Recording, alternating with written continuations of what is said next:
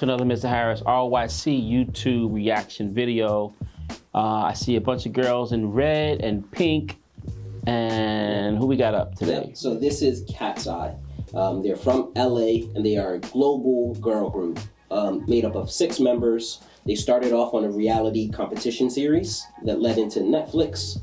And they're between the ages of 18 to 23. So this was really like Netflix and the record labels trying to compete with K-pop. So this is one of the first situations where we have a Filipino, an Indian girl, a girl from New Jersey, or a girl from Connecticut, but they're doing that K-pop style of music. Got you. Katseye spelled with a K. With a K, but they named it after the stone, the cat's eye. Oh, okay.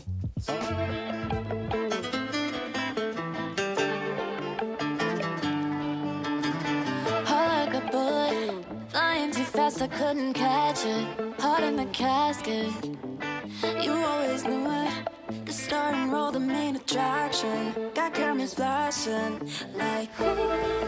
You got everybody's eyes and just you, and I see it too. Yeah, ooh. You can have anyone else you wanna do. I'm begging you. Hands up, Gabriela, Gabriela, hands up, Gabriela.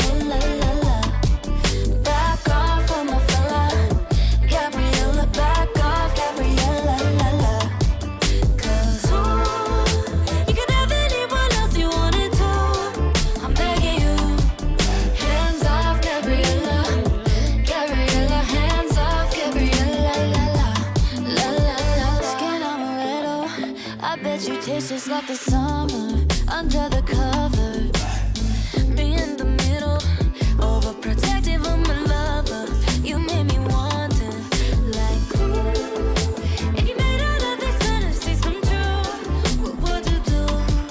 Yeah, ooh, you can have anyone else you wanna do, but I'm begging you. Hands up, Gabriela, Gabriela, hands up, Gabriela.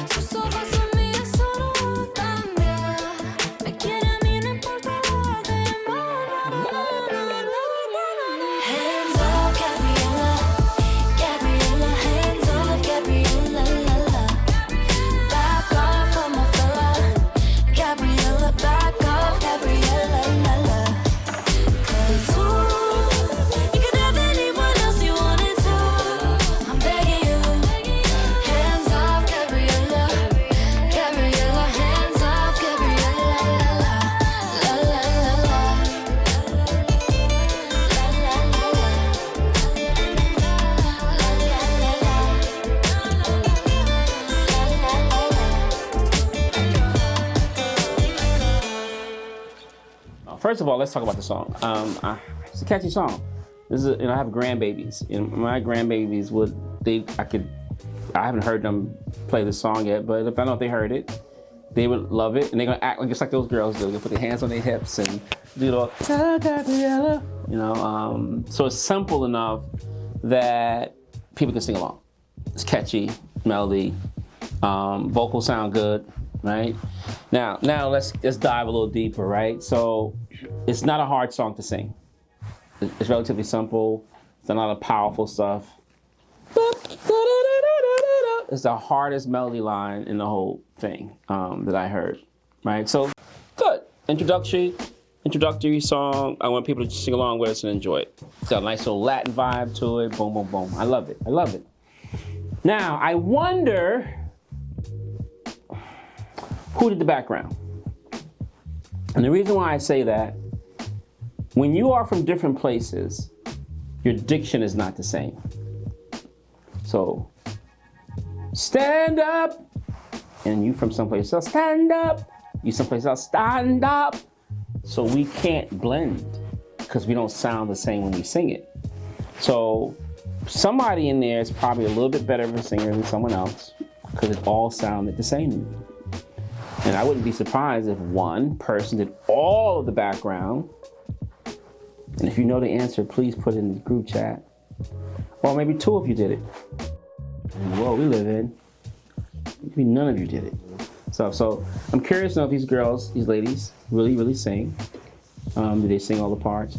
And then I'm also curious to know who does most of the backgrounds, most of the singing. And this is no shade. Come on. You know, Michael Jackson did 99% of the background with the Jackson 5. New Edition, who was it? Who did it? No. It wasn't? No, you know what it was? It was Ralph. Oh. Ralph. Matter of fact, you know, Babyface would tell a story and say, hey, you know, LA and Ralph would be in the studio, the rest of them would all leave and they would do all the background voices. They come back and then the rest of New Edition would sing their parts. And then later on, when Johnny got in, he would also assist with background singing. But Ralph is the master of background vocals, and he did background vocals on other people's records outside of New Edition. He was really good at tracking and double tracking himself. So most groups have that, you know, where it's one or two to do all the backgrounds, and the others, because their voices are so different, you know, like it's really hard. You go 1, 2, 3, 4, 5. All right, come and do your part. 1, 2, 3, 4, 5, and sound the same. Even listen, I did the 5 different than the first 5. So I'm curious to know about that. And then I get the K-pop thing. You know, I do, and I don't blame them. K-pop is making a whole lot of moolah, and they have all of the attention of the Americans as well as, you know, globally as well. So I get it. It's time to like counterattack, if you will. I don't know if this is the best counterattack. You know, I think one of the things that I feel, and I'm curious to know how you guys feel, I feel like one of the things we do as Americans, we make everything so sexual. You know, I feel like when I think of K-pop, I don't think of sexual. I think of cute, I think of handsome, I think of stylish. I think about those things. I don't think about sexual. I think, you know, everything with American is always very sexual. And I think you lose some of your young audience when you do that. There's still going to be some parents, turn it off, you're not watching that girl shake her booty like that, move!